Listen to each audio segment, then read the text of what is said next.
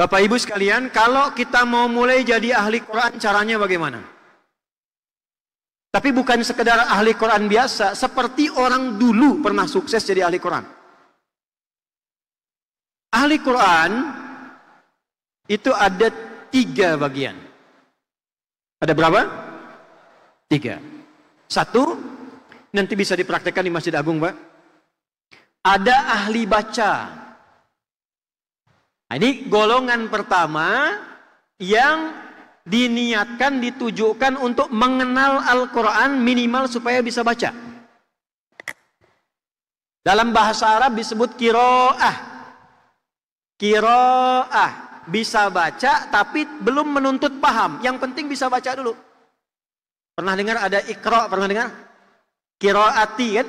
Kenapa tulisannya ikro, kiro'ati? Karena yang diajarkan yang penting bisa baca. Nggak paham pun nggak apa-apa. A, fata, a, fa, fata, fa, lam, doma, lu, apa, lu. Kan? Tapi kan nggak tahu artinya. Ya kan? Kharaja, wadakhala, kataba, waqara'a. Ya kan? Kita nggak disebutkan artinya. Sama dengan di bahasa Indonesia, kita belajar untuk bisa baca. Ini Budi, ini Bapak Budi, ini buku Budi. Tapi kan nggak pernah diberitahu itu Budi itu siapa? Rumahnya di mana? Asalnya dari mana? Yang penting bisa baca dulu. Itulah qiraah. Orang yang biasa baca disebut qari. Apa namanya? Nah, jadi ahli Quran yang pertama adalah orang yang senang membaca Al-Quran.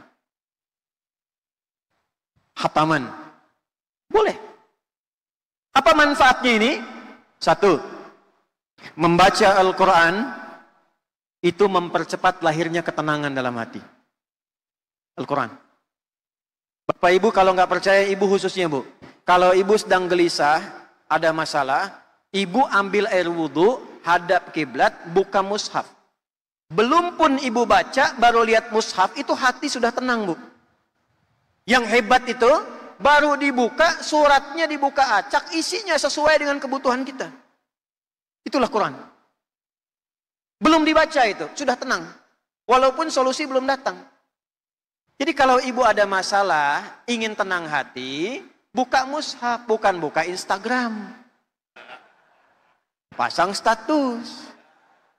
Aminkan ya. Tak masuk itu. Karena sekarang ngajinya berubah Pak Gub. Dulu kita mengaji, kitabnya masih sorof. Jalasa yajlisu, syakara yashkuru, fa'ala yaf'ilu, yaf'alu, yaf'ulu. Sekarang berubah. Tak-taka yutaktiku, tiktokan. Ya? Fasbaka yufasbiku, facebookan. Instagrama yanstagrimu, instagraman taba yatubu, youtuban. Makanya wajah-wajah galau semua ini. Hah? Wong kita galonya jadi wong kita galau ini.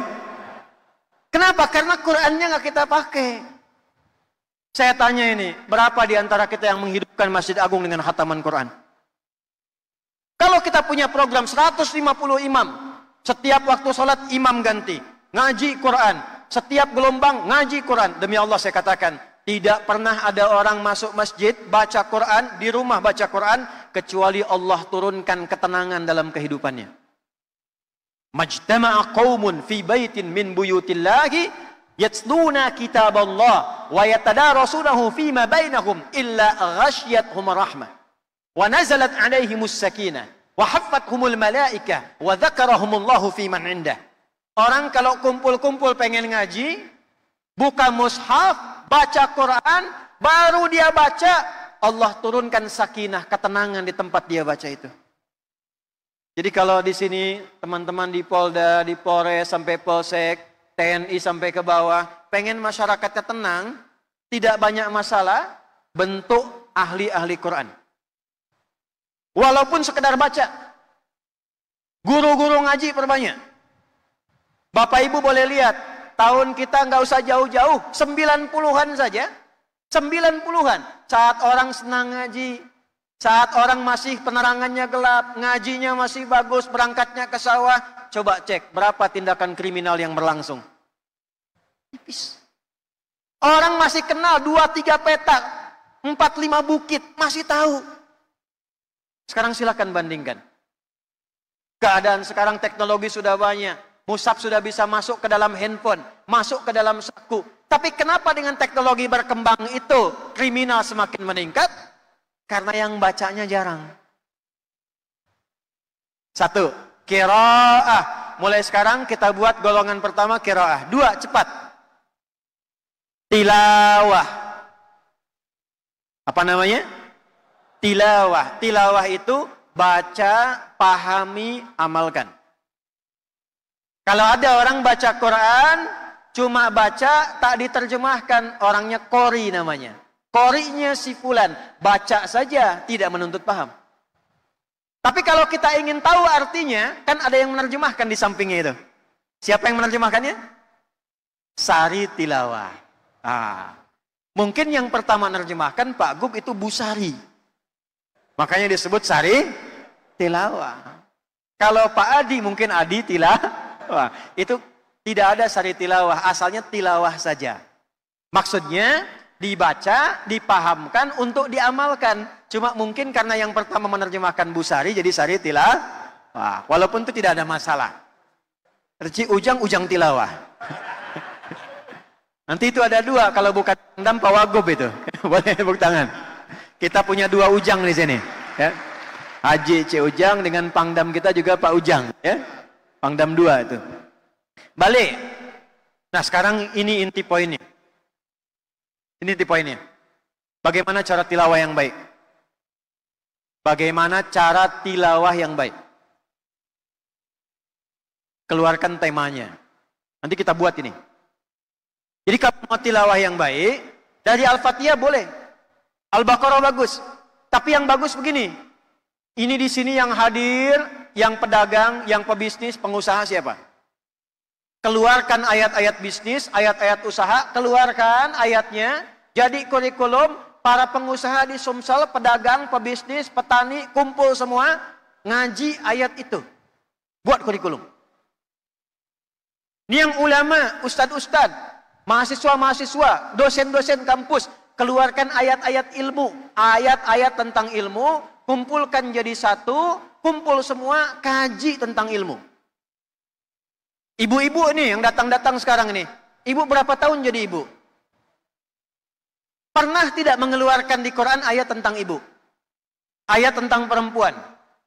Ayat tentang seorang istri? Ayat ketika menjadi nenek? Keluarkan ayat-ayat itu, ibu temukan rahasianya. Saya berikan satu rahasia Bu ya. Cuma ini antara kita saja nih. Istri Nabi ada berapa? Jangan ketawa dulu di bawah nih. Istri Nabi ada berapa? 11. Kenapa Nabi diperkenankan menikah lebih daripada 4 perempuan? Ternyata babnya itu bukan poligaminya.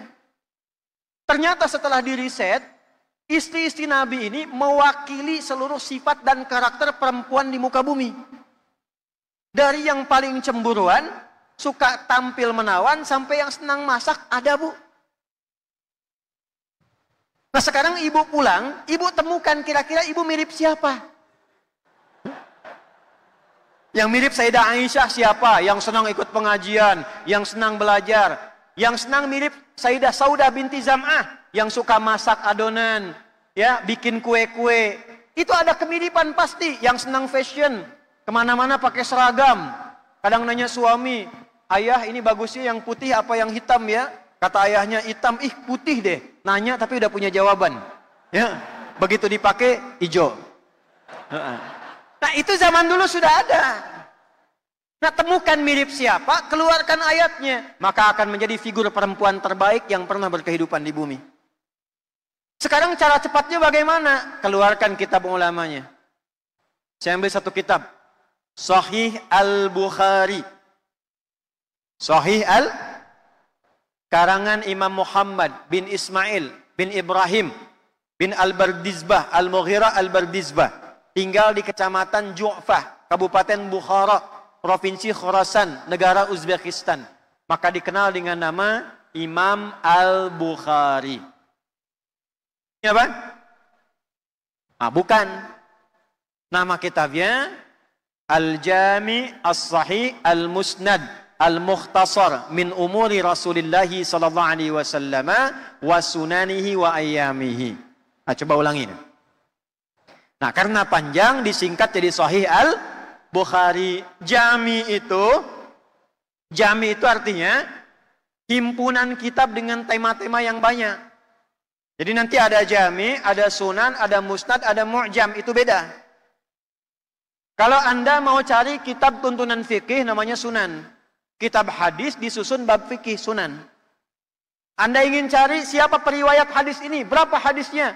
Sayyidah Aisyah berapa hadisnya? Ibnu Abbas berapa hadisnya? Itu kitab musnad. Tapi kalau Anda ingin keluarkan topik, saya di pemerintahan, saya di birokrasi, ingin belajar ayat-ayat Quran dan hadis tentang birokrasi, itu kitabnya Jami'. Maka di Sahih Al-Bukhari ada 97 tema.